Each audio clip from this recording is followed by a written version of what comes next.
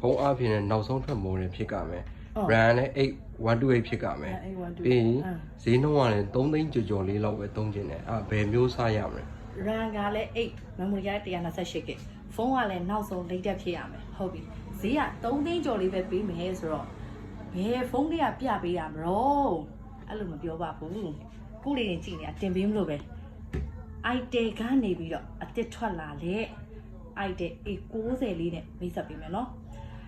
အရင်ဆုံးပြောချင်တာဒီကောင်လေးက RAM 8မဟုတ်ဘူးသူကဘယ်လိုလဲဆိုတော့ RAM က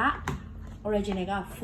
ဟိုမှာ plus 8ပြန်ပေါင်းပေးတယ်ဟုတ်ပြီ memory အနေနဲ့ဆိုလို့ရှိရင်တော့128နဲ့ပါမယ် battery ampere က9000နောက်တစ်ခုဘာပါအောင်မလဲဆိုတော့ဖုန်းလေးမပြသေးဘူးเนาะဒီထဲမှာပါတဲ့ပစ္စည်းလေးကိုအရင်ဆုံးဆက်စုပြမယ်အတင်းညွတ်ပါမယ်နောက်တစ်ခု itel ကနေ official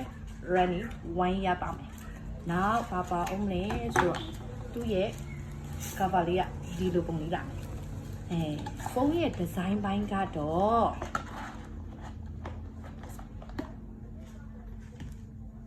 ဒီလိုလေးလာတယ်လုံးဝကိုမထင်အောင်တော့4000ဆန်ဆန်လေးဒီဇိုင်းလေးကကာလာက2ရောင်လောလောဆယ်ဝင်ထားပါတယ်ဒါလေးကတော့ silver လေးပါဒါလေးကတော့ black ဒါမှဒီကောင် black ဆိုပေမဲ့ तू က black မကြဘူးအပြင်မှာဆိုလို့ရှိရင် तू ကနက်ပြဘက်ကိုသွားတဲ့ black မျိုးပေါ့နော်အဲ့တော့ခဏကမေးလိုက်တဲ့သူရဲ့အဖြေလေးပေါ့နော် RAM အဖြစ်လဲ8ဆိုတော့ तू က8မဟုတ်ဘူး4 plus 8 memory ကတော့128 GB battery ampere က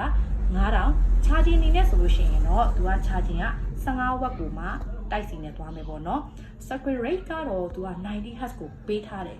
သူ့ကိုရောင်းပေးမဲ့ဈေးလေးက3,29,900နဲ့ပဲရောင်းပေးမယ်ဒါလေးကိုဝယ်ယူခြင်းနဲ့ဆိုရင်တော့အောင်မိုဘိုင်းလှိုင်ကာယာတမကုန်းမှာပစ္စည်းလေးတွေရောက်လို့နေပါပြီဆိုင်ရဲ့ဖုန်းနံပါတ်တွေအနေနဲ့3993313928ရဲ့3992554446ကိုလည်းဆက်သွယ်စုံစမ်းမေးမြန်းနိုင်ပါတယ်ဝယ်ယူသူတယောက်ချီလီတိုင်းကိုလည်းကျေးဇူးများကြီးတင်ပါတယ်မင်္ဂလာရှိသောညချမ်းလေးပါရှင်